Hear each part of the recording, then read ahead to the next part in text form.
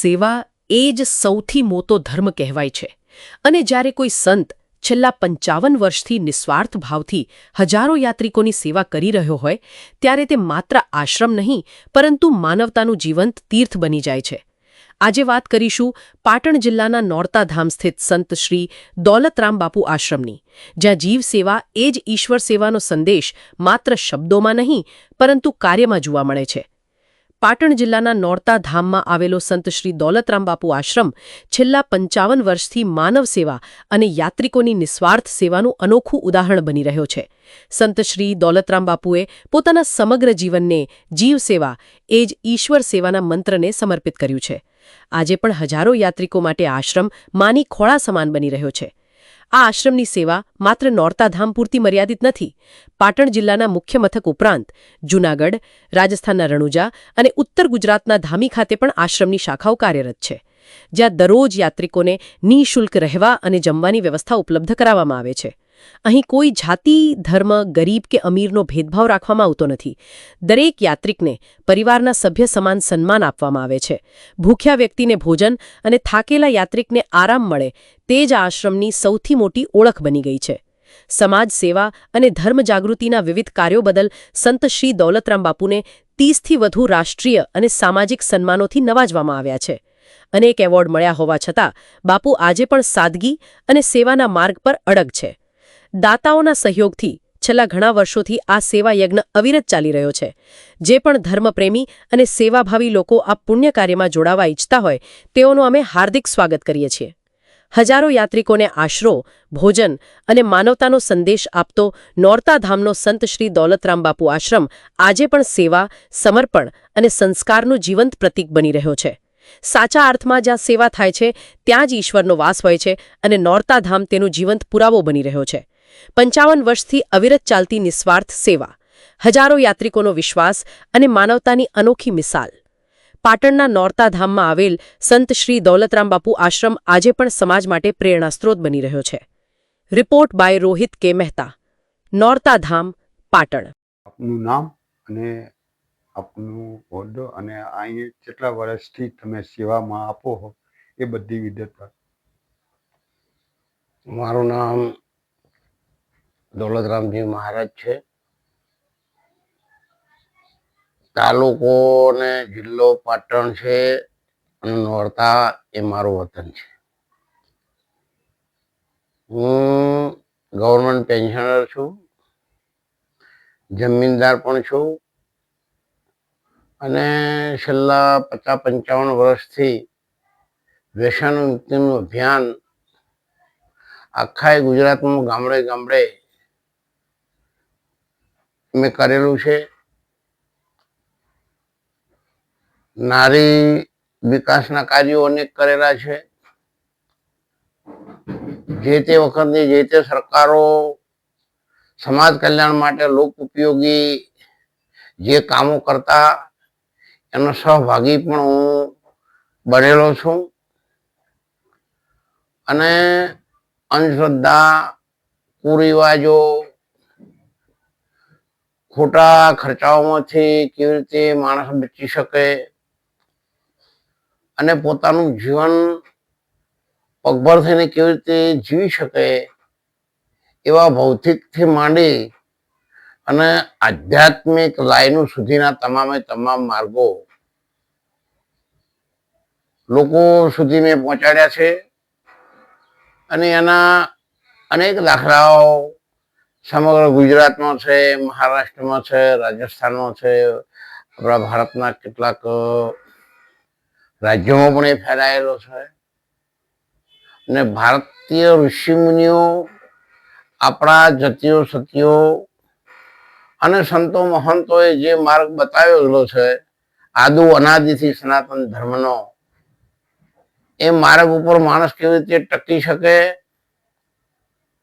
અને જ્યારે જ્યારે જરૂર પડે ત્યારે પોતાના કુટુંબથી લઈ અને દેશ સેવાનો એ સહભાગી બને એવા તનથી, મનથી અને ધનથી અત્યાર સુધી મારાથી થાય એટલે મેં પ્રયત્નો કર્યા છે. જૂનાગઢ, રણુજા, વડાલી, અહીંયા નોરતા, એમનો આવનાર યાત્રાળુઓ માટે તમામ સુવિધાઓ આશ્રમમાં હોય એ પણ છેલ્લા 1989 થી મળીને અત્યાર સુધી આપણે વિનામૂલ્યે સેવાઓ કરીએ છીએ. અહીં યાત્રી તો આવે એમને જમવાનું ને એનો તો ચાર્જ છે તે ફીમાં?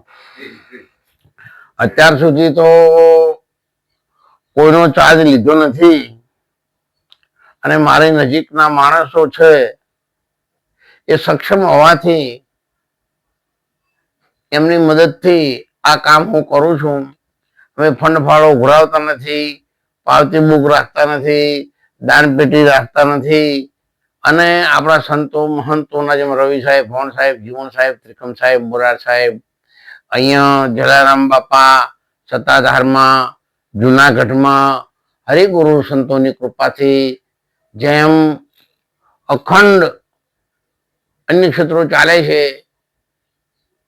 એનો એક અંશતઃ ભાગ આપણે શરૂ કરેલો છે, અને એમાં લગભગ આપણે કોઈની પાસેથી એક નવો પૈસો પણ આપણે લેતા નથી, અને ફ્રી ઓફ સેવા આપી રહ્યા છે અત્યાર સુધી.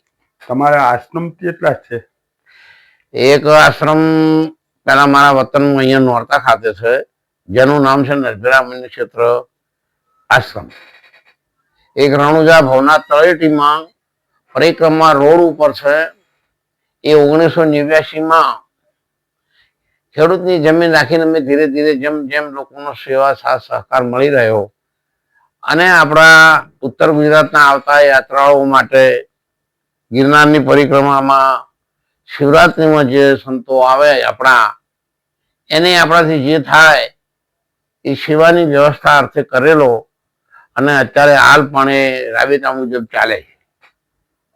નવો આશ્રમ ગઈ સાલ રણુજા દિશા ધર્મશાળાની બાજુમાં અને રામદેવજી મહારાજના મંદિરથી લગભગ ફક્ત 7 મિનિટ દૂર આપણે બનાવેલો છે. આજની તારીખમાં પણ આજે જેઠ 7 સુધી એકમ છે, આવતીકાલે બીજ છે, ત્યાં આપણા માણસો હાલ સેવા કરી રહ્યા છે, અને રામદેવ પીર મહારાજના નામથી આવતા તમામ ગુજરાતી ભાઈ બહેનોની સેવા અત્યારે હાલ આશ્રમમાં ચાલુ પણ છે, અને એ પણ નિઃશુલ્ક વિનામૂલ્યે આપણે તેમની સેવાનો તક આપણને ભગવાને આપી છે, એનો આપણે ઉપયોગ કરી રહ્યા છીએ. અને આવનાર માણસો પાસેથી કોઈ પણ પ્રકારની અપેક્ષા સિવાય દાનવીર દાતાઓના સહયોગથી આખા ભારતમાં અનેક ક્ષેત્રોની જે વ્યવસ્થા ચાલે છે એમાં આપણે આપણા પ્રમાણમાં એવી વ્યવસ્થા કરી શકીએ છીએ. એ ભગવાનનો, દેવી દેવતાઓનો, મહાપુરુષોના, રામદેવજી મહારાજના, ગઢ ગિરનાર દત્તાત્રેય ભગવાનના આપણા ઉપર આશીર્વાદ માનો. અહીંયા ખૂબ વર્ષો સુધી સાથે નજીકમાં સદારામ બાપા આપણા થઈ ગયા, એક સંત છે, એ વાલિયા છે, એ ભગવાન છે, અને એમની સાથે રહીને પણ અમે ઘણા બધા એવા કાર્યક્રમો કરેલા છે.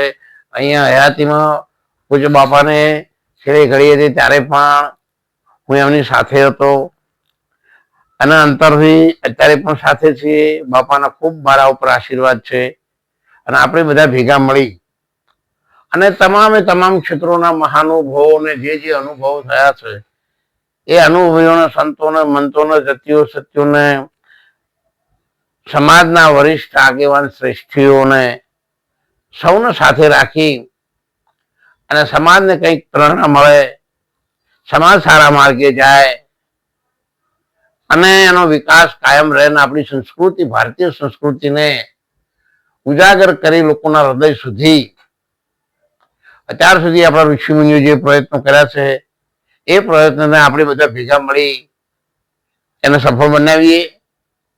પર્યાવરણમાં પણ આપણે ખૂબ આગળ વધીને ભાગ લઈએ.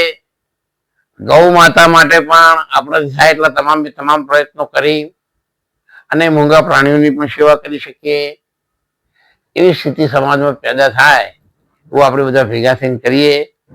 આપ સૌના સેવા સાથ સહકારથી, મીડિયાના માધ્યમથી આપ શુભ સંદેશો ચારે બાજુ ફેલાય અને લોકો ધર્મના માર્ગે વળે, અંધશ્રદ્ધાથી દૂર રહે, શિક્ષણ અને નારી વિકાસના કેન્દ્રો આપણે ઊભા કરી શકીએ અને આપણી સંસ્કૃતિને જાળવવા આપણે બધા ભેગા થઈ પ્રયત્ન કરીએ એવી મારી આપ સૌને વિનંતી છે, પ્રાર્થના છે.